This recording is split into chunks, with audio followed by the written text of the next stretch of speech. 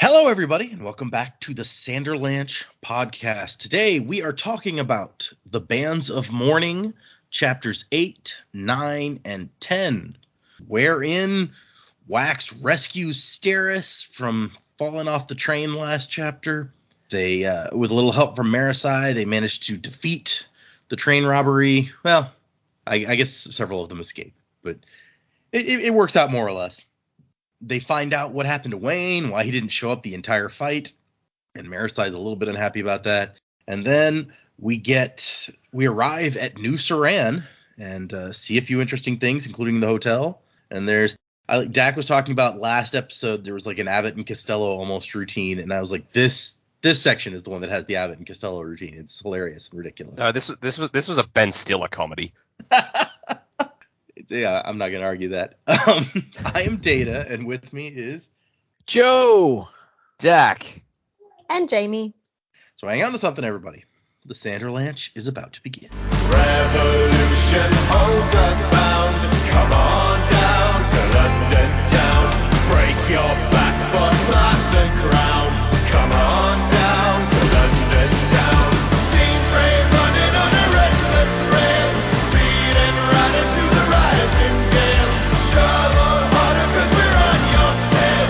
London's bloody cry. So yeah, some more action, some more interesting comedic bits and other stuff, some snogging as they said even. So what did you guys think of the 3 chapters that we read? Oh man, the snogging was my favorite part. Not really. No, these were good chapters. The cliffhangers are always a little less exciting as far as the resolution to them than I would like him diving in after her and getting her back and then going back to the train. That was a little less exciting. It also didn't seem, and I mean maybe they describe it fine. It didn't seem very likely that he was going to be able to catch the train, but then I guess it doubled back, like going through the hill, it doubled back on itself or something. It didn't make a whole lot of sense to me. I think it mentions specifically that it's like the train gets across, but then it has to go down a series of switchbacks on the other side of the river. Yeah. So like that was kind of like, I mean, really? Okay, whatever. But it's Wax. He's got to make it back to the train. Yeah, I had been wondering that there's obviously some kind of mastermind behind this. So we got this guy with the weird leg. That's interesting. And from the very first description of him, said that he was leaning on a cane. I kept expecting it to be Wayne, like disguised. And like when Marasai first came bad up, guy Wayne. Well, that's what I was. Don't step on my thing, Dak.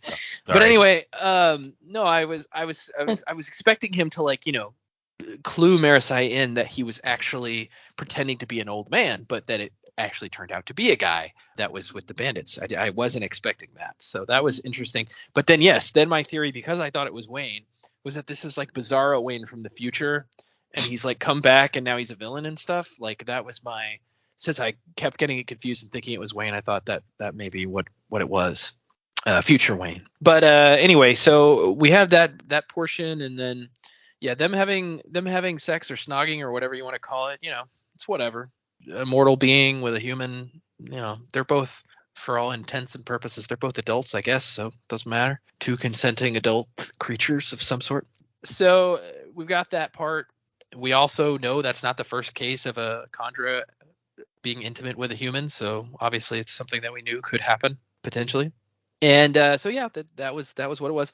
But then them getting to New Saran, I as much as I actually enjoyed it, there's also a lot of portions in that chapter that I'm kind of like, okay, you just keep throwing us all these curveballs from different places. Like first we're after the Spike, and now we're after the bandits, and now there's a third bandit that he knew out in the roughs that he might be after, and maybe it's all connected, but probably it's not. And it just seemed like it's confused here at what it wants to do at this point in the story. Like, are we, and maybe that's by design, but I was a little confused. So as much as I liked it, and then the routine in the hotel with the lady was pretty funny. But as much as I enjoyed it, these chapters also, I would say, had some kind of things that I might take issue with depending on what happens going forward in the book. There were just certain things that I was kind of like not clicking with.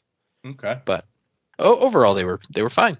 I like this idea that like future Wayne has come back and he's evil. It's like Yeah. it's like that recent movie that came out. Beep. If you've seen it, you know what I mean. Oh, I get what you just did. But the guy in the suit with the cane does appear earlier, like talking, like Wax sees him talking to the big guy before he gets attacked by the big guy. We didn't mention it in the last episode when we were going through. Yeah, then I must have completely missed that too. I was just like, why is she like, this guy's just kind of hanging out? This is weird. But yeah, maybe he's the guy with the cubes, with all the cubes. She did say he pulled it out. Yeah. Just like at the movie theater. Woo!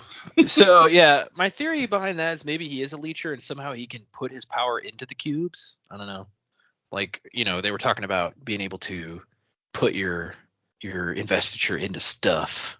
So maybe that's what's going on here. The Borg. I got it.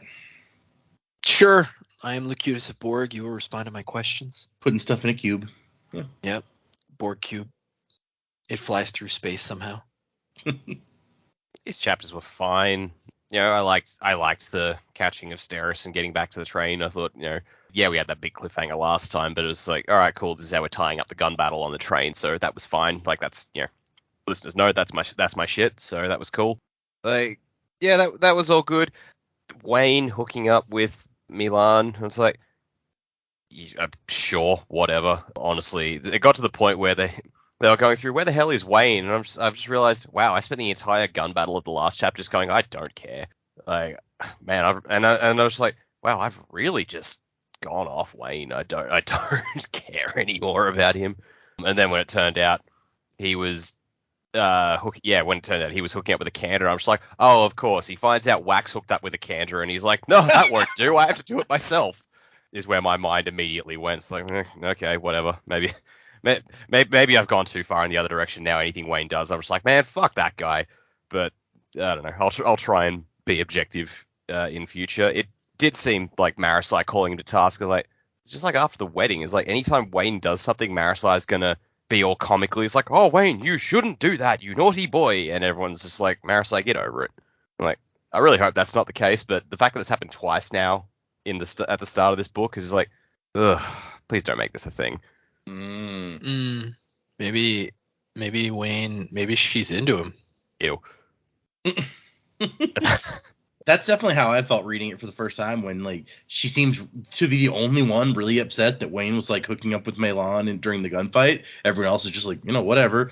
And so I'm like, is she jealous? This is new. I really hope not, but whatever.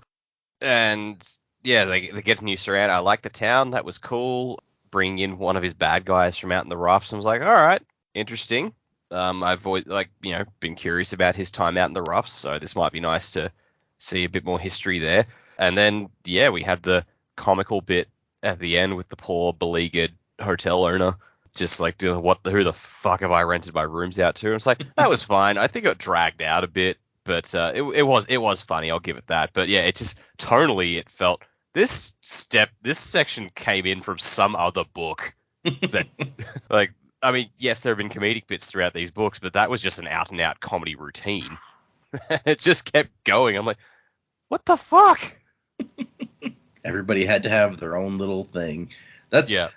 I really like that section, but I have seen several complaints among the fandom that they're like, this feels like trying too hard to be funny. Like, it was too much for too long, and he like was going out of his way to try really hard. And so I understand that opinion that some people have, but I love it. Yeah. Oh, like, I think objectively it is a very funny scene. Like I said, I think it just overstayed its welcome a bit. I think the problem is less about like how hard it's trying to be funny and more just how much the tone of it clashes with everything that's come before. But yeah, that might just be me. Whatever. Yeah, I guess while we're on the comedy shtick, I'll start there.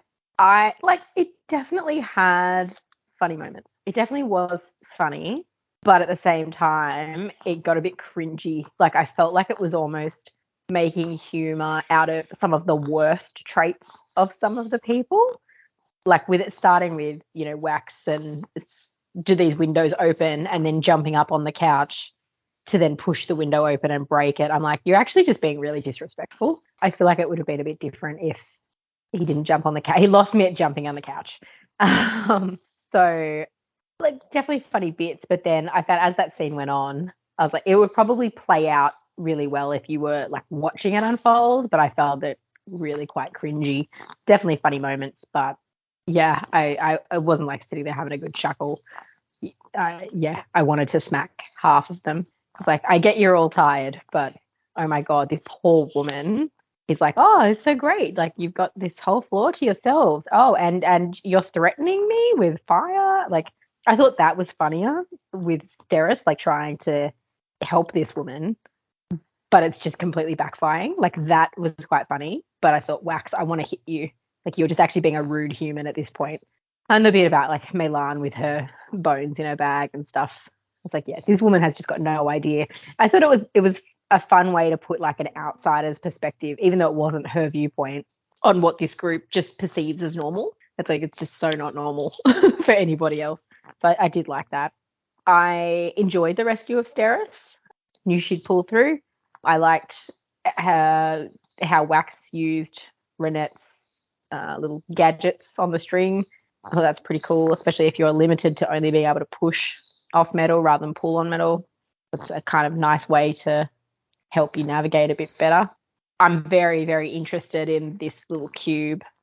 Definitely piqued the interest there. And I'm also really enjoying still seeing this relationship between Wax and Steris coming about. And I'm glad that we've got more Steris. I know I've said that all book, but she's probably my favourite at this point.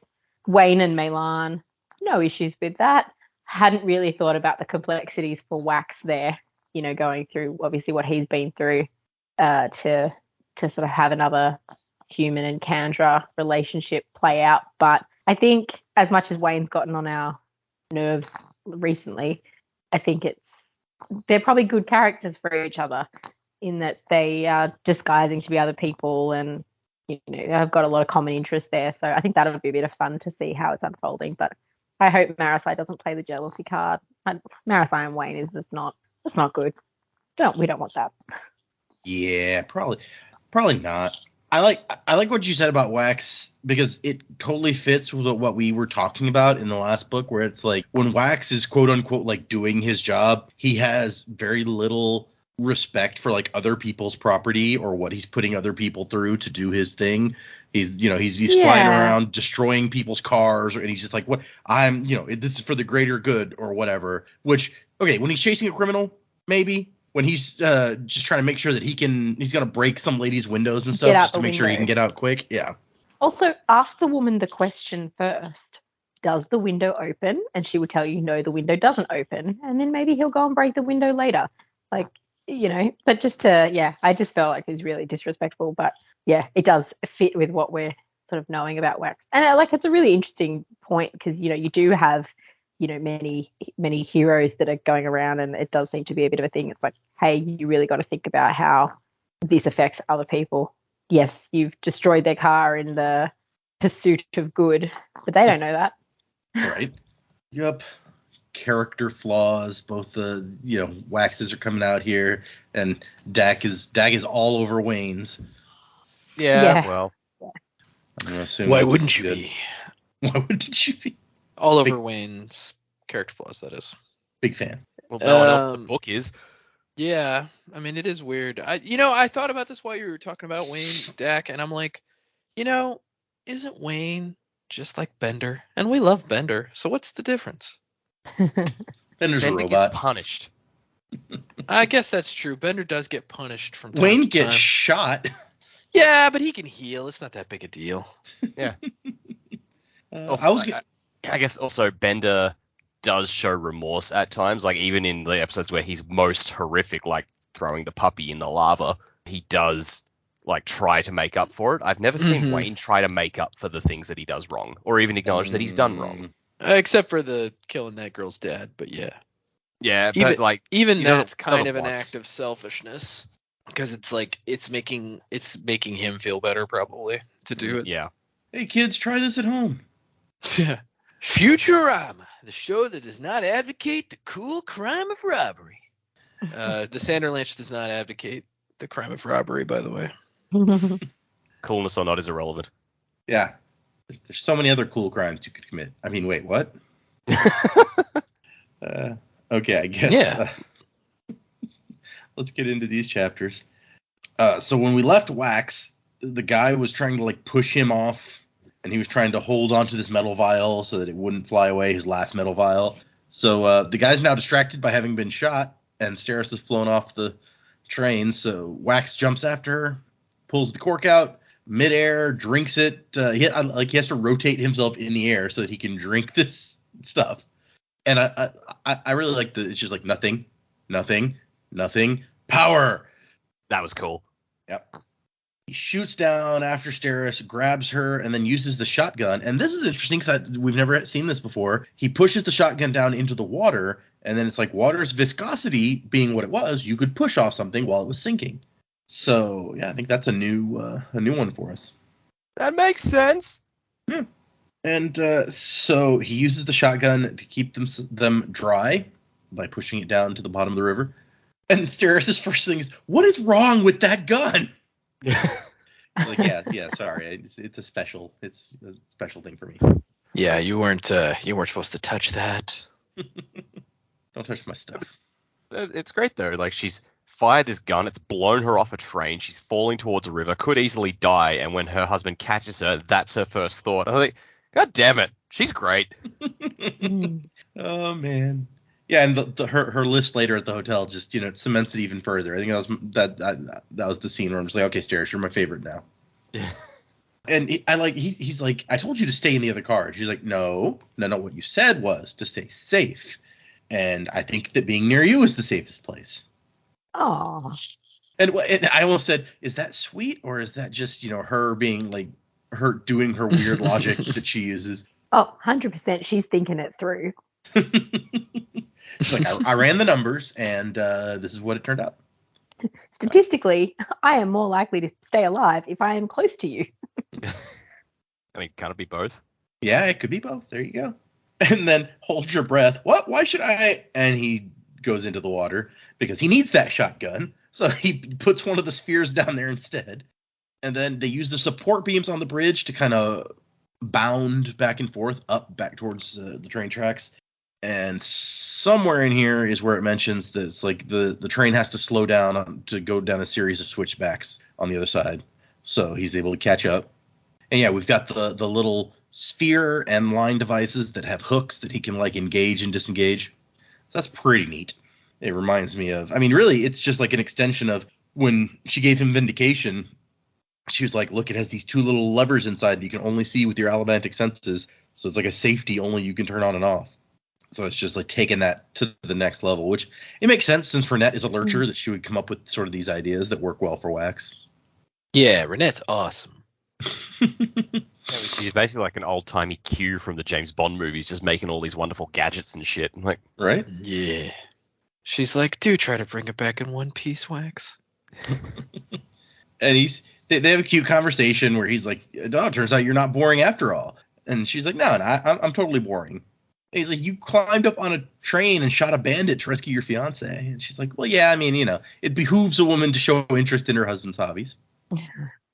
And he kills a bandit on the train with the expended shells from the shotgun as he ejects them out, which is once again a very cinematic thing that I would love to see. And the engineer's like, they have a device that they're installing back there. And so he's going to go back and stop them. And meanwhile, Marasai is making her way through the train looking for Steris, but instead having to like turn aside to comfort all the people who are freaked out about this train robbery. And that's when she runs across guy with suit and cane. That's kind of wordy. What are we going to call this guy? Mr. Kane. Yeah, they call me Mr. Kane. I almost said Mr. Suit because he's got a suit and a cane, and then I remembered we already have a guy called that. Yeah, we got a guy. Yeah, let's just call him Peg Leg Joe. Nah, let's not do that because that's my name. Let's call him Peg I wondered why you. And there was already Granite Joe, so we need. That's true. Yeah, let's call him Peg Leg Pete. That's alliterative. Okay, done. Love it. Old Peggy. Okay. Yeah, Peggy the Peg Leg. Peggy Pete. That sounds like he's into something else, which. Oh, I hadn't considered that. Okay. Oh goodness. And so yeah, she's like, hey, you're not safe here. Get out of here. And he's like, oh, well, you seem What about you? And she says, I can take care of myself. He's like, really? Okay, yeah, you do look it. Maybe you're a metalborn. And that's when he starts to pull out something, and she thinks he's pulling a gun. And so she brings her rifle up, and at that moment the train lurches as if someone had leaned on the brake, which we know happens when Wax, kills that guy in the forward part of the train. So I like that this kind of synchronizes the timeline for us. And this guy kind of stumbles. So he has a cane for a reason. One of his legs don't work quite right, and he takes off. And she finds this little cube with weird symbols on it. Which, hey, Wax met a cube earlier. So weird. Like he made it obvious he was up to something with that question, and then it's like, really, this is the best thing you can think to do? I mean, all right, yeah, you don't know what her power is, so pulling a gun may or may not do anything, but it still seems like, throwing a cube at someone, it's like, well, that mildly hurt. Also, what if she wasn't metalborn? The cube doesn't do anything aside from bruise. Yeah. She might feel she can take care of herself because she's really good with guns, and she has. Yeah. I don't know. She's just like, what did that do? And he's like, Whoops. nothing. I dropped that. That's my bad. See you later. Who throws a cube? Honestly. Honestly. You hit me with the small cube. How rude. Man, the series is just bringing out all the Austin Powers. So Wax, he finds the bandits with the quote-unquote device, which after he kills them, he discovers is just a big case of dynamite with a clock to trigger it. And so Wax just rips the detonator off and tosses it, and he's all good. Yeah, how anticlimactic is that? You think they got some cool device. It's like, nah, it's just a big thing of dynamite. Woohoo. And then all of a sudden, here comes that big guy again. He's like, all right. And I just see him like in my head, he's like pumping his arms, like cocking them, like, okay, let's do this. Just like kind of like he was doing earlier. Cocking his arms like Henry Cavill in Mission Exactly. Impossible, where he just reloads his arms like shotguns. Yep. Best part of that movie. I love that movie, but that was great. I love him in that in The Man from U.N.C.L.E. Like, Man, he's so much fun in that. That was great. Like we watched that and it's like, I haven't really heard great things about this movie, and it's like, this is so much fun. Yeah, I feel like it was really an underrated movie, and I wish there had been a sequel or even like a TV series with those characters. It could have been a lot of fun. But then what's his name is a cannibal or whatever, so I guess that's not going to happen. Oh, that's right. That was him. Yeah, he plays the Russian guy. Army Hammer. Yeah, that's his name. And then Wax gets his cool guy action moment when he like takes the cord thing and throws one end into the tree and wraps the other end around the guy's leg. And he's like, I think this is your stop. Just as he gets yanked off the train. No ticket. It's like I definitely hear that in like the Daniel Craig Bond voice. No, Daniel Craig could be Wax. I can see that. Yeah, I think Daniel Craig would be flexed harder acting wise and better suited for Wayne. I mean, Wayne is clearly the acting role of the two. Like Wax is not nearly as Wax is the straight man. Wayne is the fun role. I mean, Steris could also be a really fun role for somebody. So he looks up at the other bandits and sees them chucking their members off the train, which he's like, wait, what? And the guy with the cane gets thrown into the water, so he's off. And the other ones start jumping off too, except for the 6 remaining ones that level weapons at him, and then they freeze. And he's like, wait, what? He's just kind of standing there. He takes a cork and tosses it, and it hits a barrier and kind of freezes there. And he's like, oh, I see what's happening here. And he climbs down, and Marasai is like pressed up against the top of the inside of the train car, and she's got a bubble encompassing them, which is a fun place to end that chapter. It's like, you know what happens from there. We don't need it anymore. But also, it's just like, fucking Marasai, hats off to you. Brilliant move there. Mm-hmm. Like, it makes me really happy, like, knowing how self-conscious she was about her power in the first book, that she's finding new and creative ways to use it to the benefit of the others. And I thought, Matt, you go. That is awesome. But this actually is something that has brought up some interesting questions among the fandom that Brandon has had to come back for, because speed bubbles cannot be moved once they're set up. This one is on a moving train and is staying in the same place relative to the train car. So everyone's like, wait, what? How's that work? And so there seems the consensus seems to be that it has to do with like intent and how you perceive things. It's like when the train is big enough to be perceived as something that you're on in some way, or I don't even know how to word it exactly, but it's like, I mean, you can take the example of like the planet is probably moving all the time, right? But speed bubbles stay in the same place. So it's the same thing where it's like you consider this thing to be like a foundation for what you're on. So it's at some point big enough that the speed bubble can move along with it, just like it would on the planet. So it's an interesting question about the physics of allomancy in this case. Hmm. And so then you want to do experiments. It's like, okay, what about like a horse or a carriage or a motor car? Like, The beginning of the next chapter is Wax had never shot a doctor before, but he did like trying out new experiences. Perhaps today would be the day. And so a doctor is trying to treat him, and he's being ornery about it, but mainly, as we find out, because he wants to go and look for his friend. Yeah, which in all fairness, it's like you didn't see Wayne during the whole fight. It's a guy that normally always has your back. He's not there, and you're like, oh, something had to have happened. Was anybody wondering about it before they mentioned it's like, oh, we haven't seen Wayne? Yeah, that's why I thought when she saw a Kane guy that was actually going to be him, but then when it wasn't, I was like, where's Wayne? Was not worried at all. I'm just like, yeah, he'll turn up. He'll turn up. It's fine. What if they killed Wayne like off page? How weird would that be? I can't see that happening. Statistical impossibility based on this book series so far. That would be one of those things where they would say that would happen, and we would all just go like, yeah, he's showing up later in the book. He's coming back. Alive. Yep. It's like I've outwitted my opponents. They don't even kill. No way. They don't even kill random messenger guard from books 1 through 3, like off page. Yeah. Well, it was kind of an important story moment, or it turned out to be. And so Wax starts going through the train looking for Wayne once he's gotten away from the doctor, and the local constable, like captain or whatever, is like, hey, thanks for like dealing with those guys. We're lucky you were here. It's this known bandit group, the Night Street Gang. Apparently they stole some Erikel payroll, and apparently they killed or captured a good half of them. So that's a pretty good day's work. But the guy knows nothing about the guy with the limp or the Allomancer, so this whole thing still feels a little bit fishy to Wax.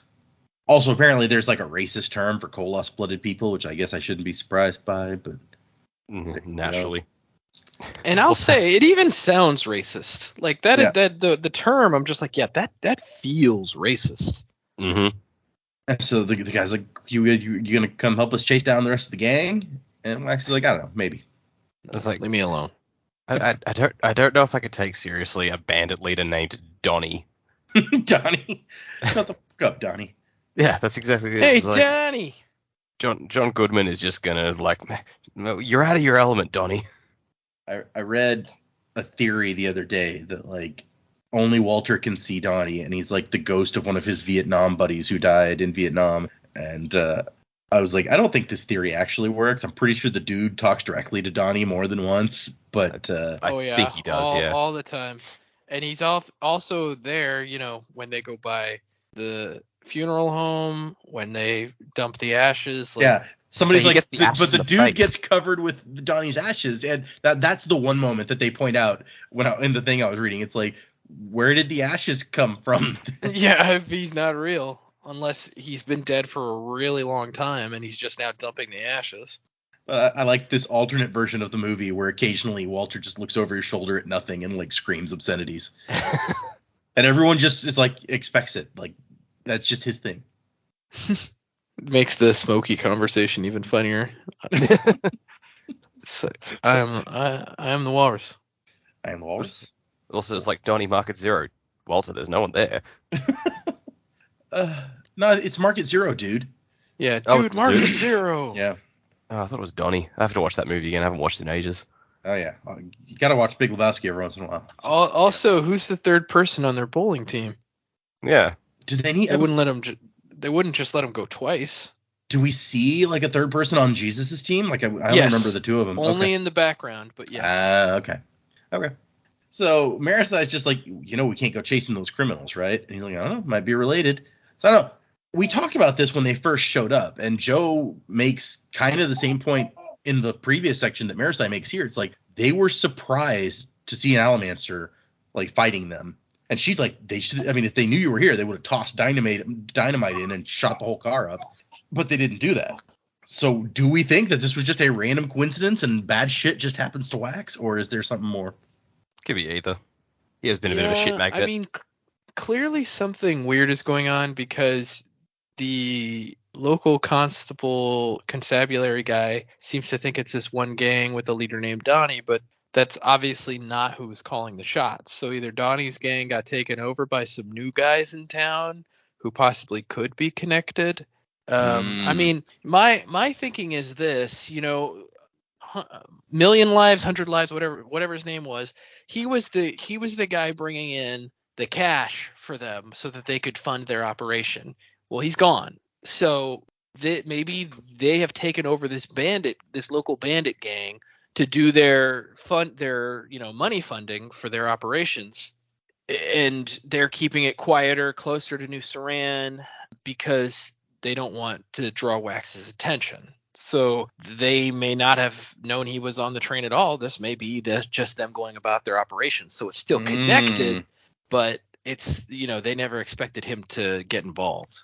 Especially because didn't they only book their passage like earlier that day? Yeah, it was very last minute. Well, like it would be a lot of work to pull something off like this to like not have them on the train if you were targeting them. Which, they had to run stuff through the constabulary to get Marasai to be allowed to go. So if they've got a mole in the constabulary, which, it's almost certain that they do, if these people are as powerful as they appear to be, then some word could have gotten out. But I think it's more likely that they didn't know that they were there or that they were going to be there. Okay. I feel like this is probably the introduction that this guy will come up later with his little magic cube. And yeah, I don't know whether they target Wax now. They go, oh yeah, well he's already out here, or what? I don't know. Maybe this is going to alert Mr. Suit that Wax is on the way. Maybe it's going to give us an insight to some metallic arts that we're not really talking about. Maybe we'll never see these guys again. Well, if he only had one magic cube, I believe Marasai has a hold of it now. So that could be a whole other story. Like maybe they're going to come looking for it. True. You just got cubed. So there's a lot of introspection where Wax is thinking about, he doesn't want to lose his friend or whatever, until finally he senses some movement with his, steel sense, and he opens one of the floor luggage compartments in this one car, and there's Wayne, no shirt, unbuttoned shirt, mussed up hair, and when you look a little over, you see Melan, who apparently just sits up topless and is like, hey, what's up? Are we there? And we cut to Wayne being like, how was I supposed to know we'd get attacked? Is this like that horror movie joke where the couple are doing it and they don't notice that someone's getting murdered in the background? Like, is that this for like an action scene? Like, they were so busy getting it on, they didn't hear all the fucking gunshots and explosions and shit going on around the train, or notice the train lurching and stopping and starting, or... I feel like that's as good of an explanation as any. Okay. Let's go with it. That means That means at some point Wayne's going to die in this book. Yep. Axe Murderer's going to get him. I just love Marasai. He's going to get cubed. Yep, he's going to get cubed, exactly. Marasai's explanation for why you should have known we'd get attacked is because we are us. Like, yeah, okay, that's fair. I love that. It's like, duh. We attract this energy, you guys. Weird stuff happens to us. The dude with the corn cob comes in. I like that mostly they seem to blame Wax. It's all Wax's fault, even though these other people are there almost as often. And so Marasai's, like I said, she's the only one really who seems upset. Wax is just kind of relieved that his friend is alive, and I think he knows that, like, scolding him or yelling at him isn't going to do anything useful, even if he's like, he didn't do anything wrong. But even if he thought he did something wrong, like Marasai did, it's Wayne. What are you going to do? Like what Wax says, like, man, if I approved of half the things Wayne did, Harmony would probably strike me down. I'm like, well, let's follow that logic. Why would Harmony not strike Wayne down for doing them? Wayne's not a Pathian, so it's fine. Yeah, it's fine. I really don't get, if Marasai is not kind of somewhat attracted to Wayne or something, I don't really get her play here. Like, is she having older sister vibes? I just don't understand what she thinks she's going to accomplish, because I feel like she should know Wayne well enough to already know that, like, yeah, you telling him or scolding him or telling him not to do these things, it's not gonna help. Like, it's gonna have no effect on him. I sort of read it as kind of like a religious conflict. It's like these people are basically angels. You don't fuck angels. That's true. There Hmm. are stories in scripture of people attempting to have sex with angels, and it doesn't go well for them. No. So it might be No. a case of, look, we're working with these people. But that doesn't mean we get intimate with them. Yeah. The Nephilim are I extinct. sort of thought she was just embarrassed. Yeah, it Embarrassed, could I be. blushes a lot.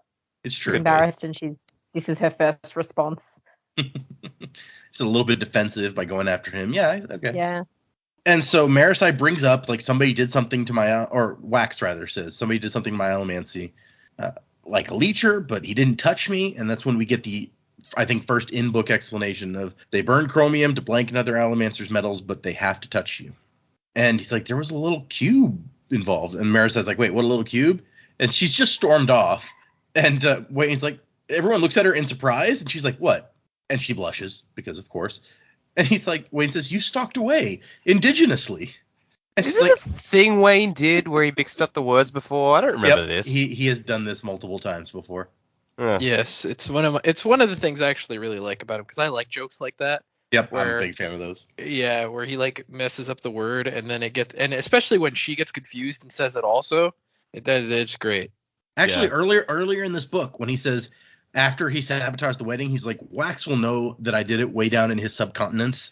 I remember that, and it's like I don't remember from the previous two books. And I'm just like, did this just start in this book, or? But if it happened in the previous books, that's fine, I guess. I think it did. Maybe it just didn't happen often enough for me to notice it. And she's like, wait, you mean like a cube like this? And it's like, yeah, he pulled it on me like he was pulling a gun. And then Wayne has this background just joke that he will not let die about, well, that's a weird gun. Bullets would have to be really tiny. Which is not his funniest joke. I'm just like, I'm with Marisai. Like, seriously, dude, just. And so they're debating what we're going to do. Marisai says we need to get on a train going south because her mission is finding the spike. Wayne's like, but the bandits might have information. Maybe we should chase them. Besides, I didn't get to stomp on none of them. See, yeah, he's like, oh man, like I'm acting like the aggrieved party. It's like, you were the one who was not paying fucking attention, dude. And Marisai gets on to even Meilon and be like, you're 600 years old. You should know better. And she's like, I'm young at heart. Really, I copied this one off a 16-year-old that I ate a few months back. And she's like, oh, was that Gauche? That was Gauche, wasn't it? I did like her response. It's like, oh, wrong crowd. Oh. It's like that would have gone over like gangbusters in a Chandra bar, but okay. Yeah, people would have been laughing themselves silly. Come on. I even make Ted Soon laugh with that one. And so Wax says, no, we're going on to New Saran. I've already arranged. There's a freight train coming. They're going to hook up our car to that. We're going with them. No, they're going to move our train off the tracks, and then we're going to go in the freight car. And after they've kind of broken up the little conference, Marisai says to Wax that he needs to go and talk to Steris. He's like, what? She seemed calm. And Marisai's like, yeah, but she's doing needlework. She only does needlework when she has an overwhelming desire to appear normal. She read that it's an appropriate hobby for a woman of means. She hates it to death, but won't tell a soul. Apparently, she didn't even know she had a sister till they were teenagers. And Maris is like, I could talk to her, but she doesn't listen to me. And so Wax's solution is to walk upstairs and be like, hey, Maris says you're having a problem. Which, that is a little straightforward, as she says. Yeah, but you think Steris appreciates the straightforward approach? That's true. Yeah, I would think she would. It's like, we're not mincing words. You know, she said you're having some kind of problem. Talk to me about it. I'm your fiance. Let's do this. Yep. And she calls him out on his behavior again, being like, look, when you were young, you had tutors, diction coaches, you went to the balls and all this stuff. Like, you're not really like this wild man. And he's like, well, yeah, but I was in the roughs for 20 years, so that does some stuff. And they have a very nice moment where he's just like, have you ever been somewhere you didn't fit, where everyone else seems to get it, and you just have no idea what to do, and you just have to work at everything? And she goes, that's my whole life, dude. And he's like, well, that was what the parties were for me. And I like his note that it's like he liked to leave the parties and just stare out at the mist or whatever. And several people thought he was slow because he would just stand there staring out the window. And she kind of, they're having a nice talk, and she kind of falls asleep on his shoulder, and it's very sweet.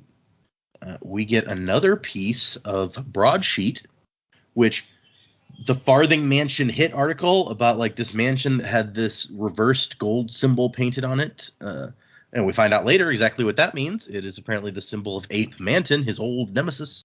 What kind of name is Ape Manton, by the way? You know, it's one of those cool nicknames that you get when you're out there. Although I keep imagining him as like Gorilla Grodd or something because he's called. Yeah, exactly. Like, it doesn't sound cool to me. It sounds pretty lame. It's definitely memorable. It's better than The Kid. Yeah, I guess. Yeah, right. I think just Wayne had- doesn't want to be memorable, though. I had in my head as soon as I saw Ape Manton, I was like that song from the Jersey Boys musical, Dak. Was it Going Ape?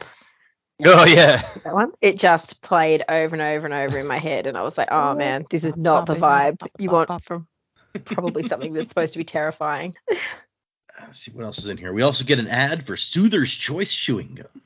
I don't know why the Soother is picking your chewing gum, but whatever. We get a little piece of that bigger story about Nikki Savage. I really like the bit of picture we get with the whatever the hell that is, like skeleton ghost thing. Yep. Okay. And let's see what else. We really get so little of that story, it's not even really worth touching on. And then the interesting one for me is, does Harmony have a medal? Apparently, it's a question that has been asked all the way back to the Lord Mistborn when he famously said, having the has seized a medal? Ugh. Yeah, Just- you know I sighed when I read that too, Dak. Yeah. Just Spook. Just stop it. Yeah. So, I mean, yeah, we had Laracium and named after Laris, and we had Adium named after Addy. So, does Harmony have a medal? Or is it still just those two from when the two shards were like separate? And what would it be? What would it be called? Cesium. Yeah, I mean, yeah, I guess if it was following the naming scheme, it would be Sazium or Sazdium, Sazium. Shazam. But yeah, that Alakazam. raises. Who knows? Who knows what that might do? We might have an extra medal waiting out there for us. Hmm. And then there's like a Workers Unite sort of meeting also happening tonight. So, you know. Chapter 10. The Boy Who Lived. No, that's chapter 1. Wax wakes up to the sound of distant explosions, but actually it is the waterfalls as they are arriving at New Suran. Which I didn't even think about that actually initially. Like, that would be the most egregious part of living in a city that's like built right up on some waterfalls, is it would be loud all the time. Yeah. Yep. You just gotta tune that out. I like, you're sitting down to dinner every night with your family and everyone's just like, what? Hello, what did you say? Everyone learns sign language here. I mean, we have a train running through our town, and after a while, I've tuned it out. That's true. Let's see. Milan is looking through her bundles of bones to pick the right body. So she just brought a bunch of bones so that she had her options open. Well, you never know what might come up. Yeah. You know, we bring different outfits. Makes sense. You bring different bones, I guess. I should never have brought this rib cage. Doesn't go with my shins. And the guy driving the train is from New Suran. He's like, yeah, I often think that Harmony was showing off a little when he made this place. It's so pretty. And he says that, they're in a nice hotel. It's way up at the top. And Marissa's like, oh yeah, how close can you get us? Not at all close. Hang on. Sorry, can we just go back? Harmony built this place. He brought everyone else out into the field of rebirth, which was just grass and nothing else, and they had to build those log cabins. But he built this city. Well, I mean, I think he means like, you know, the terraces of waterfalls or whatever is. Yeah. It's a natural stuff phenomenon, that's there. but Harmony made the world, so, you know. Right. Okay. Yeah. And he's like, yeah, it'll take hours to go up there in the gondolas, but I mean, you could take a carriage, but that's even longer. And Wax is like, oh, dude, we are all too tired for that shit. And he turns to Marissa and says, shortcut? And she goes, you realize I'm wearing a skirt? He's like, yep. And so he's going to take Marisai up via Alamancy and come back for the others. But he's like, I'm not carrying the luggage. You send that luggage on up. And so as they kind of hop up the terraces with his Alamancy, he's looking at the town. He's like, oh, this is an interesting place. Quaint little houses, not like the towering apartments of Ellendale. Let's see. They land near this big statue that the guy had pointed out to them, saying their hotel was near the statue. And they decide to go find the hotel before he goes back down to get everybody else. And Marisai notes that he as he walks through, he's moving like a shark among minnows. People intentionally avoid him. Just the way that he moves, the way that he looks. I mean, he does have his big mist coat duster on and weapons clearly visible. And also, he's apparently quite tall. So everyone seems a little shorter down here, and he saw over the crowd by several inches. So yeah, I can see how that might be a little intimidating, all put together. And he goes, yeah, I'm not good at blending in, so whatever. And she's like, do you need Wayne tonight? Can I like borrow him? And Wax is like, Wayne at the party? I mean, if I need him to end up drunk in the punch bowl, maybe. And now. You keep making remarks like that, and Harmony will strike you down. And so she says that she wants to check graveyards for the spike. And Wax is like, well, that's dirty work. And she's like, yeah, that's why I asked for Wayne. Yep. And then he sees a little girl selling broadsheets and notices that symbol and is immediately like, oh my gosh, give me that. Here's some money. Where's this house? And even Maris says like, wait, I've seen that. He's like, yeah, you read about my time in the roughs. I'm sure that symbol was in there. That's the symbol of 8 men. I don't know why backwards gold, what that's supposed to be about exactly, but okay. He hunts allomancers. And she's like, could he be involved in all of this somehow? And he's like, with the set? No, he hates allomancers. And she's like, well, I mean, enemy of my enemy. And he's like, no, not the ape. He wouldn't take the hand of a metalborn trying to save him from falling to his death. So he's not part of this. We ignore him. I'm here for suit. So immediately I go to, so he's Amon from Legend of Korra. Yeah, except that Amon was a bender, so it's kind of, yeah. Unless Ape is also an allomancer. Could be. I like the lurcher juggler that they pass by, so you can just like drop or throw things and pull them back, so it's like a whole juggling act. I think that could be really neat, actually. Yeah, he's just like, it's like he can't fail. Wax is like, that's a waste of allomantic abilities. I'm like, fuck you, dude. You don't get to judge how these people make a living. Right? I've seen you open doors with allomancy. Don't act so big. Yeah. I mean, talk a wasteful. Like, all these people are crowded around, and it annoys him to the point that he's going to pull out his gun and shoot just to, like, make them clear out. He's like, seriously? Yeah, what the fuck, dude? He's not in a great mood.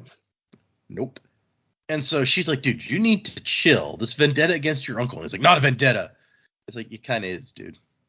And when she lays it out, he's like, how petty do you think I am? And she's like, well, I mean, considering what I just said, exactly that petty. You're about to use your gun to clear out a crowded street. Yep, petty. And so he's like, you go check it. They find the hotel. He's like, you go check us in. I'll get the others. And then we cut to the hotel owner, Aunt Jin, showing it's like, oh, you guys have this entire top floor to yourselves. And she's all happy and so sweet. And she's got her big hat that's just like covered in flowers. And as she's explaining, it's like, yeah, great. Can I have your hat? And she, wait, what? You have like a lady friend? You want to give her that? No, I need to wear it the next time I'm an old lady. It's like, what? And that's when Wax is like, hey, these windows open? And she's explaining, well, they used to. We had them painted shut. And while she's talking, he just breaks them open. Do you just imagine yakety sax playing in the background of this scene as all this is going on? It's real hard to break open painted windows, I just got to say. That's it's impressive. Yeah, well, he also doesn't care if he breaks the window completely. So when you don't care how you mess it up, then I bet it's actually not that hard. It's really unfortunate if he breaks the window so it can't close. I mean, they might have cold breeze blowing through here and the sound of the waterfalls. He's really not making their room great. Yeah, and all blame Wes. He's also a descendant of Breeze, so that's a double win. Oh, there's a breeze coming through the room. He keeps asking for wine. Yeah. I just keep getting this overwhelming feeling to bring wine, and I don't understand why. That's his soothing. He's soothing away anything except the desire to bring wine. Delicious wine. I prefer bourbon. Wayne has to find some peanuts, which he's very excited about. And there's an odd interaction where he says, I ain't eaten nothing since I swiped the fruit in Steris's luggage. And Steris goes, what are you babbling about? As if to say she didn't have fruit in her luggage. So I'm like, did he eat like some potpourri or something? Like, I don't understand. That fruit was fantastic. Those were moist towelettes. It was actually like decorative wax fruit that she brought along to decorate with. Yeah, just in case. Just in case. Fruit. She's always prepared. And maybe I'll finish those potato chips Amy didn't finish yesterday. Those were toenail clippings. A feast is a feast. Ugh. Oh gosh. And it's okay though, because he left one of his shoes in trade for those fruit. That one had a raccoon in it. And so he now only has one shoe. So he offers to trade Aunt Jin the shoe for the hat. They're both clothes, right? And then what would I do with a man's shoe? Well, wear it next time. You got to be a fella. You got the perfect face for it.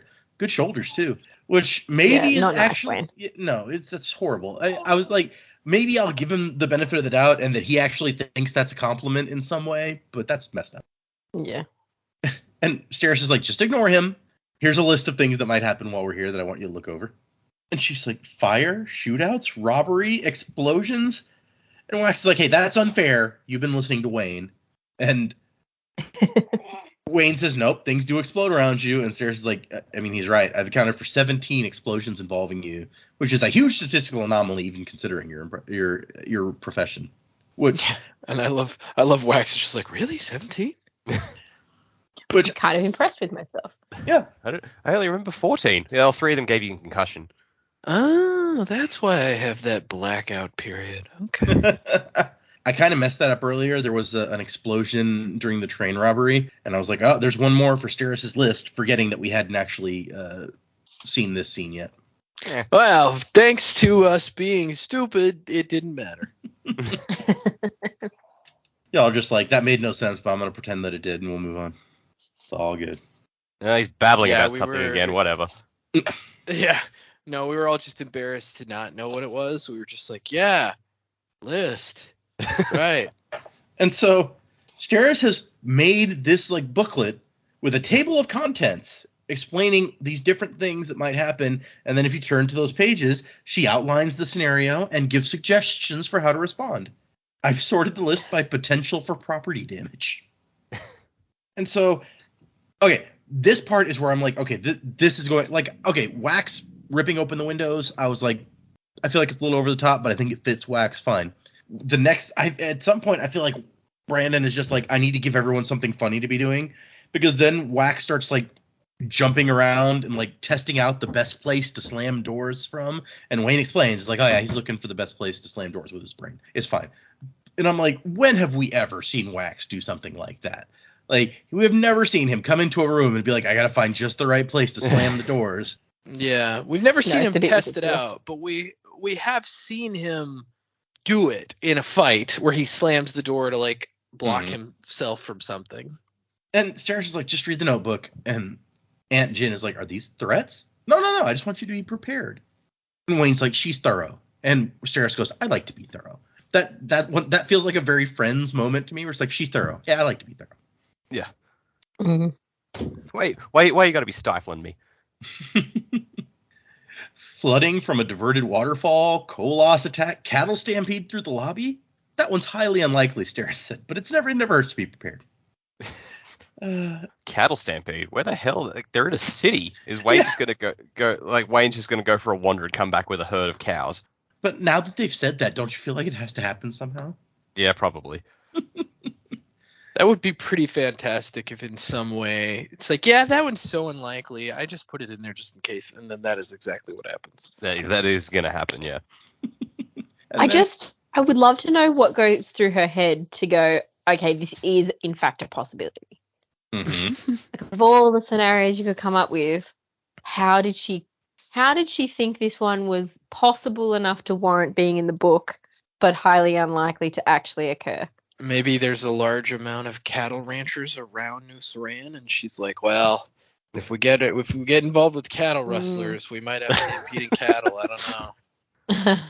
The flooding from a diverted waterfall makes sense to me because of all the waterfalls. Although that one makes me wonder, like, isn't flooding like an issue they might deal with a lot? Like, whenever it rains a bunch, do they have that happen? Or I don't know.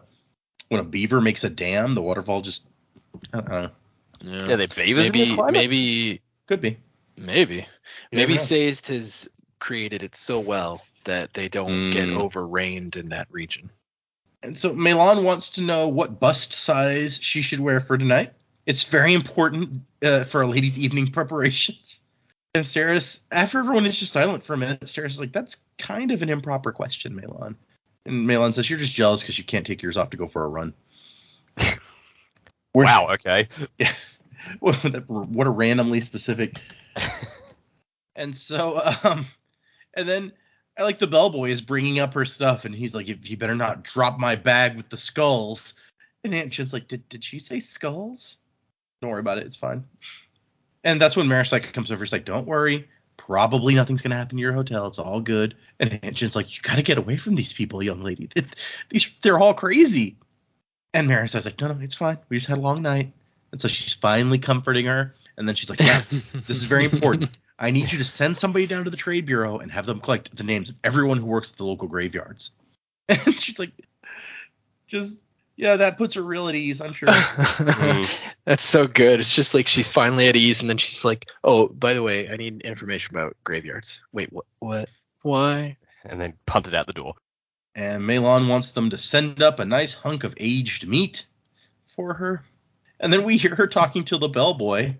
No, of course there aren't corpses in these. Why would I need bones with the flesh still on them? Thank you, bye. I mean, when she said that, it's like, why do I need the flesh still on them? I'm just like, well, you were just talking about wanting a snack. It's true. Malon gets her own room because she probably wants to melt.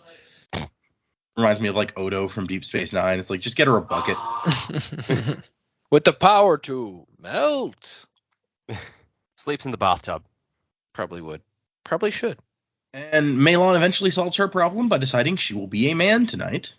Everyone looks at Wayne like, is he okay with this? And he doesn't care, really. But she looks like a man. So does the lady what runs this house. Dude, do you really have the like? Now it seems mean. Yep.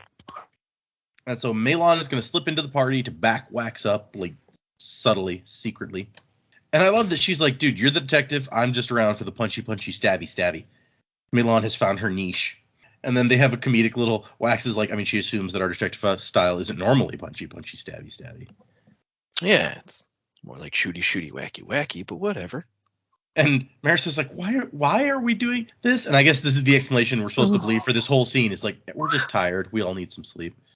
That is the end of our chapters. So I guess let's move into predicaments. Where are we going from here? Yeah, I think we're going to get a surprise guest at the party. You know, it'd be funny to me that if Mr. Suit was just like there and then, you know, Wax is there and he's like, nephew, let me introduce you to some people. You know, that'd be pretty cool. I think, I don't know that that's going to happen. And I mean, it's a prediction just because I'd like to see it, right? Okay. It's not maybe what I'm expecting. I don't know that, I think the graveyards is going to be a bust. I think it's going to be used maybe for comedic purposes, but I don't know that they're going to find anything interesting or of note or really relative to the story there. And I think Steris is going to prove liked at the party, and she's going to be somebody that is they will find very interesting there in New Saran for some reason. Okay. You know, we all like Steris, but you know, you never know what other people might think. So that would be fun to see, just people enjoying Steris's company. And so I think that's what's going to happen with the party and the graveyard situation. And I just hope that they find some clues. I would predict that they're going to find some clues as to where to go next. Maybe Ape Manton will show up. Maybe not. I'm interested. I'm going to stick with my prediction that these bandits were taken over by the sets like goons, and they're really the cash cows now. These bandits are robbing people for money to keep the influx of money coming in. Okay. I know that it was like an insurance scam last time, but I think this time it's more of just like a cash flow situation. So either that or they're being given these cubes to test them out, see how well they work. So maybe they're selling the cubes on the black market. Maybe that's the ultimate goal, is they're like making these cube things that could possibly store investiture to sell to the highest bidder. And so bandit groups are just going to start carrying them. It'll be kind of like a common commodity. Because, you know, what do people like more than anything? New tech, right? So in this age of changing industry, they may be using Elemanti not just to create an army, but rather to create weapons or tech to give give people the other upper hand, and you could sell it to both sides and then make all the money because both sides are using it. So yeah, maybe that's what's going down. I mean, if it's we've seen the cube, we assume it was the cube, blank out Wax's metals, and so I think we've theorized that maybe it's like absorbing the allomancy from a leecher or something, right, and being used for that was the theory.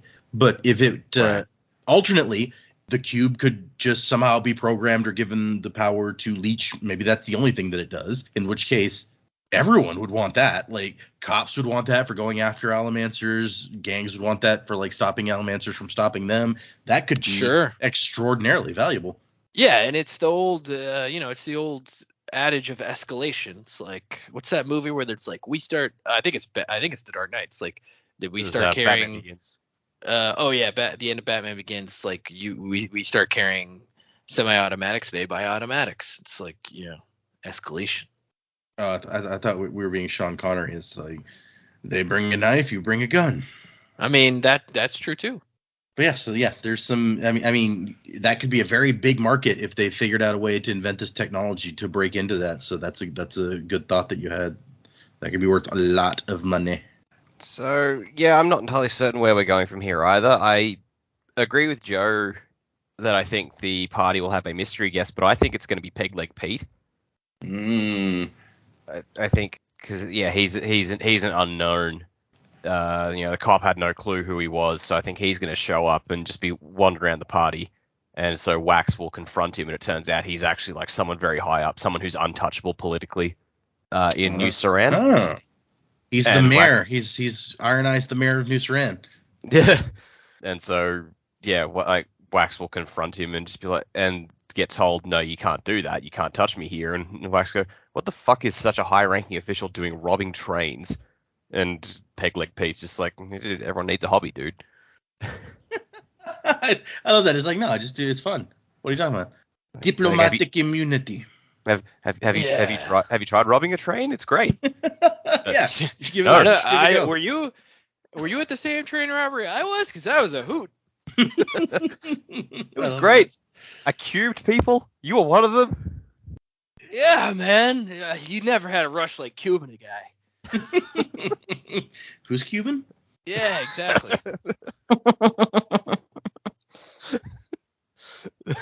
You want this cigar? Yeah, okay. I'm still riding the train that I think that was a pun. That was an unintentional one. I'm sorry. Wow. I had to stop and think about that for a minute. I was like, wait, what did I just say? Yeah, I think going to the graveyard, I think it will appear to be a bust, but I still think that at some point Wayne is just gonna find some random item, and then later it'll turn out to be the bands of mourning, and no one will have any idea that he's been carrying it the whole time. So maybe the graveyard's a good spot for him to find them. He digs it up and it's like, oh man, this guy had a metal hip. I'm gonna put that in my pocket for later for some reason, and then that turns out to be the bands later. That'd be fun. Yeah. He trades he trades his shoe for the bands. Yeah. The Lord Mistborn's buttons or whatever we saw in that previous Gentleman Jack adventure. Oh, could you imagine if Gentleman Jack showed up at the party? It's like, I've got a bone to pick with you, Waxilium Ladrian, and then Wax just kicks him in the balls.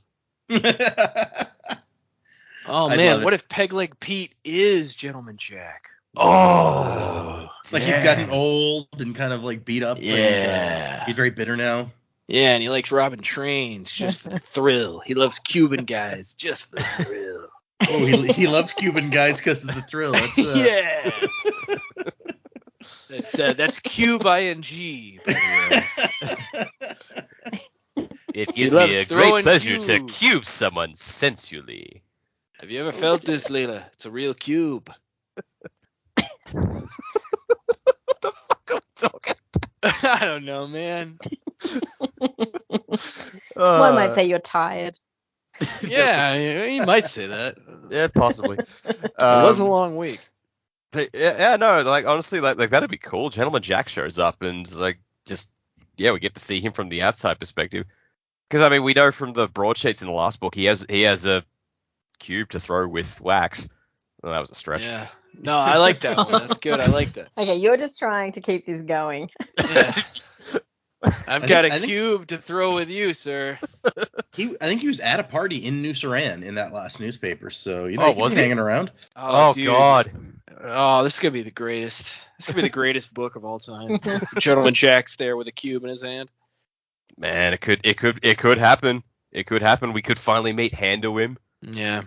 There's gonna be a glove slap. Dost thou want to fucking go, sir? It's like, wait, what?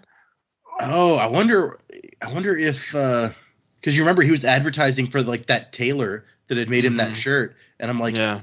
is the tailor back in Ellendale, or was that a tailor in New Saran? Can we go to that tailor shop now? Oh, maybe, yeah. Maybe so. It would be really funny if Gentleman Jack was there and he knew who Wax was and was annoyed with him, and Wax had no idea who he was. He's like, who are you?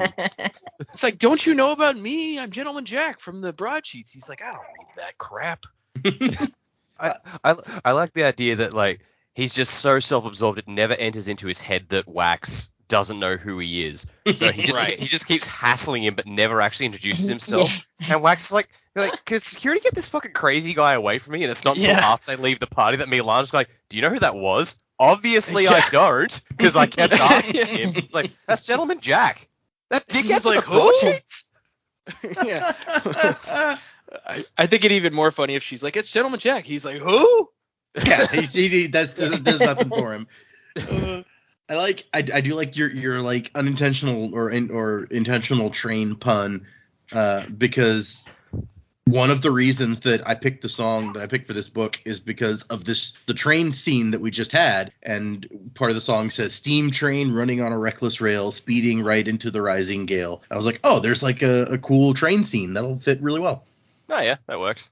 There you It's go. even a steam train, so you know. But yeah, so that's I really want this Jack scene now.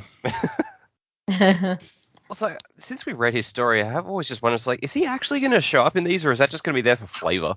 That's a good question. Yeah. Okay. Yes, I'm firmly on board with Gentleman Jack showing up. I think that would be very funny.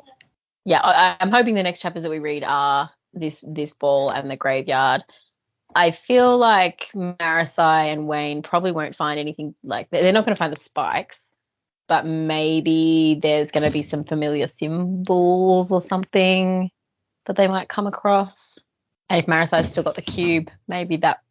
Cause I believe the cube had a whole bunch of symbols on it, or am I making that up? No, that sounds Yes, yeah, there were symbols on it. So we've got that. We've got our reverse gold symbol. I don't know that that's going to necessarily make sense yet, but there we go. I was thinking that if these guys are sort of back with the, working with the set and trying to potentially breed more allomancers and ferrochemists and advancing technology, maybe there's say 16 types of these cubes that steal different powers. So if they're going to rob a train, they might as well go looking for Metalborn as well and steal these powers, and potentially the cubes become spikes that, like, rather than having to actually kill someone for their power, maybe they might be able to just steal it and then put it into somebody else. That might be sort of how we're looking at making more Metalborn, or potentially a Mistborn as well. That's kind of what I was thinking there. The symbols could relate to a specific metal to steal. Potentially our ape manton friend with his symbols, maybe he doesn't like allomancers because they stole his abilities or something. I don't know. That's probably a bit of a stretch, but I think they're stealing these powers to then use hemalurgy, make these into spikes, and rather than having to kill a whole bunch of people, they're just stealing abilities. That would be better for everybody all around, right? If you didn't have to murder people for their power. Yeah. I mean, I guess the thing is that Wax was then able to restock, and so his ability itself wasn't taken, but like his reserve was taken. So I don't know if it would necessarily translate that way. Would it be a way to steal a rare metal off someone? So say someone had some adium that they hadn't burnt yet, could you then take their adium away and then give it to someone else. I don't know. I don't know whether it's going to be the ability or the metal. I guess like an energy kind of, if they, whatever they hadn't used, have you taken enough of that ability, like a ferrochemist has to store the ability, maybe you can store the energy that would have been expended by the metal, something like that. Yeah, that's kind of where I'm thinking. That's my prediction. It does feel like the energy should have to go somewhere, right? Yeah, okay. I like this. It would really change the course of things if we found a way to hemalurgy without needing to murder people, because that's the big hurdle there, is you don't want to, most people at least don't want to have to murder a bunch of people. That's it. And if you're wanting to create more Allomancers, then killing Allomancers is probably not the way to do that. That's true. I mean, I don't know that if we know if like somebody who has a power through hemalurgy can pass it on or not, because I don't know. Yeah, food for thought. Yeah, that's some good theorizing there. I like it. Okay, for next time we're doing 3 more chapters, 11, 12, and 13. No new patrons or reviews this week, but we do have a couple of emails to read.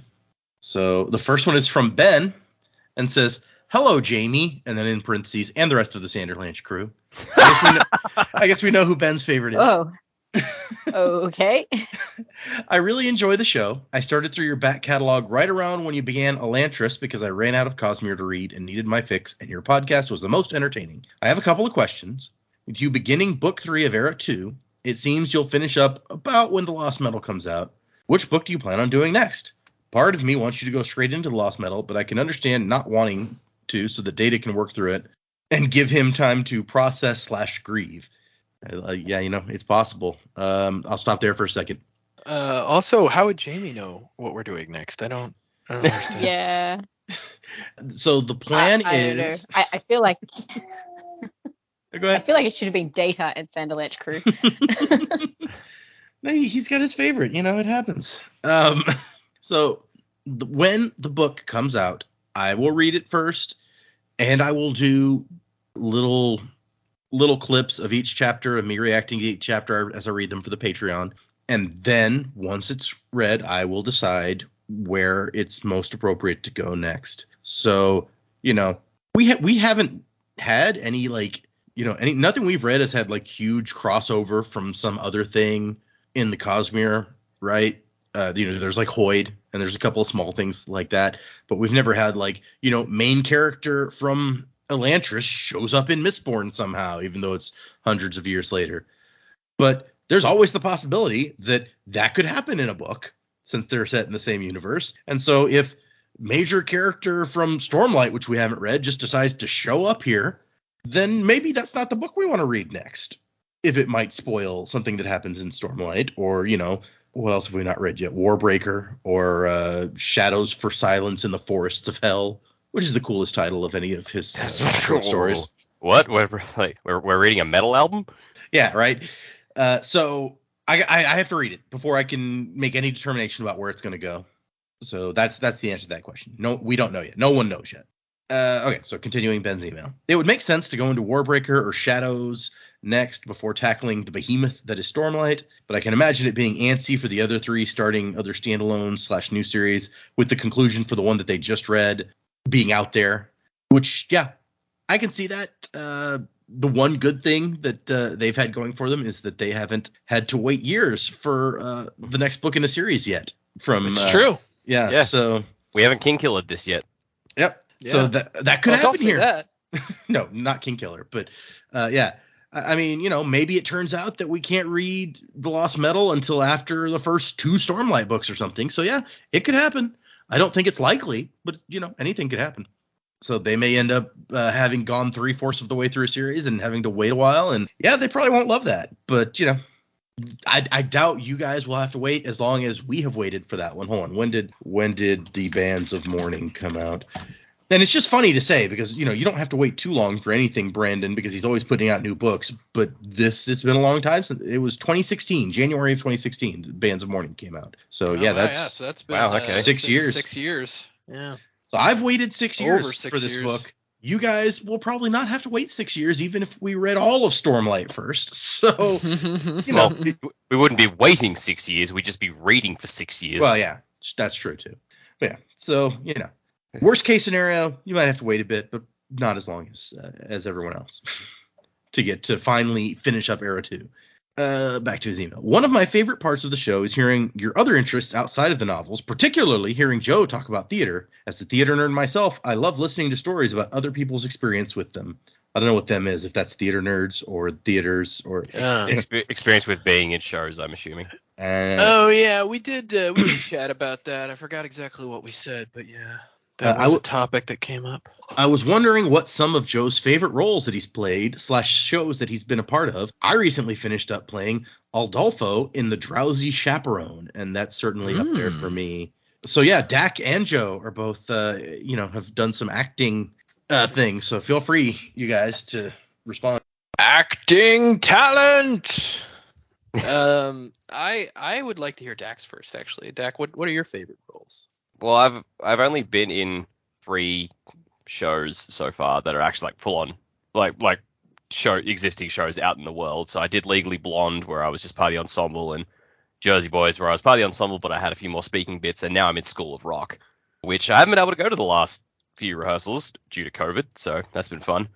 I did a lot of theatre through Scouts growing up, and then into my early adulthood years, and that was fun because I wrote a lot of sketches and stuff for them, so that was really cool to be able just to, like, I could contribute whatever the fuck I wanted, and as long as whoever was directing that year was cool with it, I got in all this crazy shit.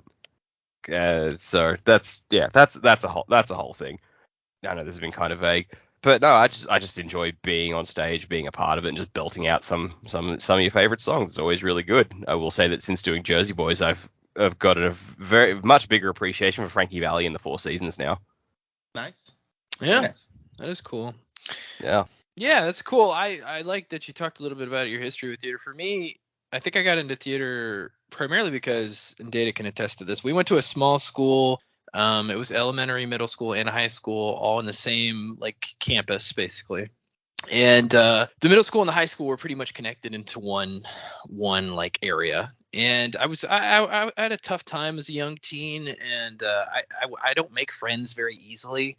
I have like 1 or 2 really, really good friends, and then other than that, I don't make friends super, super easily. So I was going through some rough stuff, and one of the teachers, I took like theater as an elective just because I didn't, I wanted to take something that I knew I wouldn't have to like try really hard at. And one of the teachers noticed me and asked me if I could help with the high school one-act play because they just didn't have enough people. That's how small our school was. They didn't have enough people that were interested in the play. So she got like special permit. I was still in middle school. She got special permission to let me do it. And so the very first show I did was called, well, this wasn't a one act actually. The very first show I did was called, it was a Moliere farce called The Doctor in Spite of Himself. But we did it in one act as opposed to like the full farce play.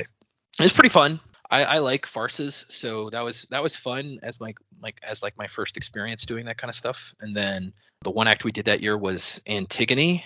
For whatever reason, that director always really liked tragedies for one acts, which I think was kind of a mistake. I feel like comedies do better in school competitions than tragedies do. So that was fun. But I'd say my all-time favorite role, I had never seen Spam-A-Lot, and then a touring group came to our town and did Spam-A-Lot, and then the summer after they came, and I loved it. It's my favorite musical. And then because I'm a huge Monty Python fan, at least the Holy Grail stuff. Some of the other stuff, not as much. But then over that summer, a local production did Spam-A-Lot, and I got to play Lancelot and all of the characters that Lancelot plays, which was like my dream role in Spam-A-Lot. So it was super fun. I learned to walk on stilts because I had to play the Knight of Knee, and he's really tall. So it was a lot of fun. Met a bunch of interesting people doing that kind of stuff. And as far as theater today, I don't do as much. I was recently in a play, but it was the first play I'd done in 9 years or something like that. And I didn't have any speaking lines, which made it really easy because all I had to do was show up for rehearsal and be on stage. So, but based off of that, they've now that was with our community theater, and they've now asked me to be on the board for it. So I'm gonna work with the community theater a lot more closely in the coming months and fundraise and do all that kind of stuff. I've always since discovering in middle school, I've always liked theater, but I kind of stepped away for a long time from it, because basically once I left college, I focused on getting what some may call a real job and other things like that. So it's something that I'd like to come back to, even if I don't directly act on stage. It might be fun to just be a part of it, help out, help fundraise, help make awareness in our small little community for it. So yeah, I like the theater. Acting is fun. What about Jamie? Have you done some acting? Yeah, actually. So I started more on the dance side of things. So I started dance when I was 4, and I was pretty serious into it. Competitions, 4 or 5 ballet classes a week, tap, jazz, the works, before school, after school, all that sort of stuff, up until kind of grade 11, 12, and then obviously focusing more on school to also eventually get a real job like Joe. But all through high school and even a bit after, I worked in a drama school as well, and we used to put on a show, well, in fact 3 or 4 shows every 6 months with different age groups. And yeah, like a bit like Dak, we got to write all the original material, and I did the choreography for that side of things, and got really more involved in the putting on of the shows rather than being in the shows, which was great. My first musical that I did was Joseph and the Amazing Technicolor Dreamcoat, and I was 11 when I did that, which was a lot of fun, and definitely cemented a love for the theatre side of it rather than just the dance side of it. And I haven't really done a lot of stage shows. The last one that I did was High School Musical. Oh gosh, when was that? 2007, which is probably the last time that I was on a stage. But I ended up injuring my ankle pretty bad and had a reconstruction, and then life gets in the way. You're working, you're studying, and just haven't really been back. So it's definitely a goal one day to get back on the stage. If that we've got a local company here, if they're looking at still doing Singing in the Rain at some point in the coming years, I definitely would like to audition for that. Get the tap shoes out again would be fun. But yeah, just busy being a mum now, really, and working, and you kind of put everything else on the back burner. But hopefully one day we can get back on stage. It'll be fun. I love Singing in the Rain. Yeah, Gene Kelly is amazing. I did a workshop one year that they taught us some of the choreography that Gene Kelly would have done, and he was just so light and effortless in what he did, and the ability to get so many beats and movement and looking so fluid, just a tap dancing genius. Yeah, those guys really, all of those guys back then really were amazing. Like yeah, you had to be like a multi-threat. Yes, type. you had to be able to sing, dance, act. You had to be able to do it all. Yep. You I mean, just don't need to do that now, do you? You still have some guys that can do that. I mean, like what's his name? Like Magic Mike guy is Channing Tatum. Yeah, Channing Tatum. I've heard is yeah. like really strong with dance and and singing. Yeah, I've heard Hugh Ryan Jackman as well. Gosling's also that way. Yeah, Hugh Jackman, I'm sure. Yeah, I mean Ryan Gosling. You saw that in what you call it? La La Land. Yeah, La La Land. Yeah. Thank you. I knew it would come. Channing Tatum had a really big number in Hail Caesar, which was really funny. Oh yes, I love that number. Actually, it's hilarious. Yeah. Now I want to watch Hail Caesar and Singing in the Rain. Thanks. That's a double bill for you. Yeah. Since everyone else went, I've been in one play ever, and that was like Joe said, we went to such a small school that the teacher kind of strong-armed me into doing like a background character in the play, and I just remember it because it's like the longest name of any play that you've ever heard in your life. The play, I'm going to see if I can remember the whole title. The play is called The Persecution and Assassination of Jean-Paul Marat, as performed by the inmates of the asylum at Carrington under the direction of the Marquis de Sade. That's the whole title. And what a play it was. But anyway, so back to the end of Ben's email. He says, love the show. Keep doing what you're doing. Hope Dak and Jamie are sleeping enough with the baby. Wuzzing to the time of next. Cool. Thanks, man. Thank you, Ben. That one got a lot of discussion out of it. Okay, the next one is from Michael. Good afternoon, Sanderlanche crew. I'm excited y'all have gotten to the Bands of Mourning. I really love Wax and Steris in this book and how they get some good relationship moments. Yeah, we've seen that. Question that I'm not going to read out loud. And this person says, based on the reading schedule, are you guys going to roll right into the Lost Metal? And will this be the first time the whole gang goes in blind? Well, we already discussed whether we're going to read it right after the Lost Metal. And I think I've also answered the question about whether we're going in blind. Yeah, I will not be going in blind. And I had to really have a long conversation with myself about even slowing down enough that I could record things after every chapter instead of just burning through the book like I usually do. So I'm not built for it. I couldn't do it the way that I make these guys do it. Yeah. So what he's saying is we're better than him. Yep, they're better. Can't wait to see reactions as the book goes along. Touching on the character development you guys brought up last week, this would be several weeks ago for us, but I think Tavi from Codex Alera has one of the best character arcs written, and that series doesn't get enough attention. Keep up the good work. Wazing to the time of next. Tavi. Yeah, I've been trying to get into Codex Alera, but it's hard for me. I like it. I mean, he kind of throws you in the deep end with the magic system, and the first book is not the best book, but I like it. I like it. I don't think it's the greatest series ever. It's definitely not Jim Butcher's best, but it's fun. I can see Tavi definitely has a big, long character arc. He changes a lot from the beginning to the end, although kind of at heart he's still the same guy. So I get what you're saying. I don't know that I'd agree that it's one of the best ever, but because kind of like Dak saying, I don't think it's Jim's best work, especially not the first book or two. I think it gets a lot better. I think it gets really good in the middle, and then like the last book or so, I don't like as much either. But I always thought books 2 and 3 were the best. I think 3 and 4 are my favorites out of the 6. So I'm just thinking about it now. But you can definitely see Jim's evolution over the course of the Dresden Files, and he started writing that like partway into the Dresden Files. So it was like as he's starting to get better, but he's gotten even better since then, which I liked the first of his Aeronauts Windlass. I thought that was cool. The Cinder Spires series, that's what that one's going to be called. And he's supposed to be working on the second one of those now, so I'm real interested to see how that goes.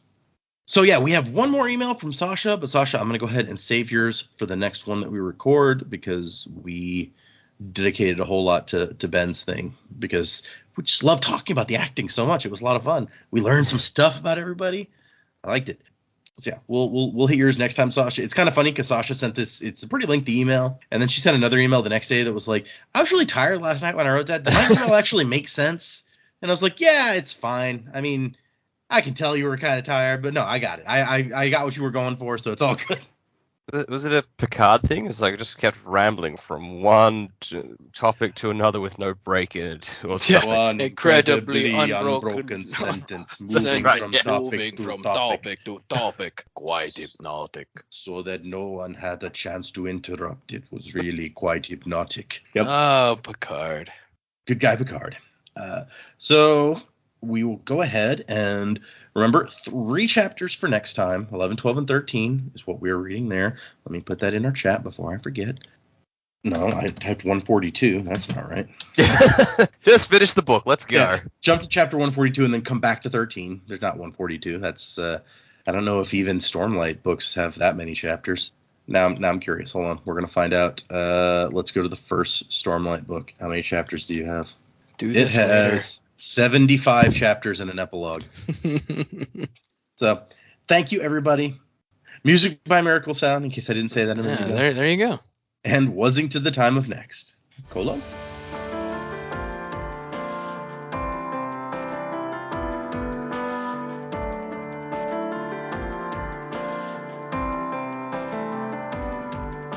Steam train running on a reckless rail, speeding right into the rising gale. Shovel harder 'cause we're on your tail.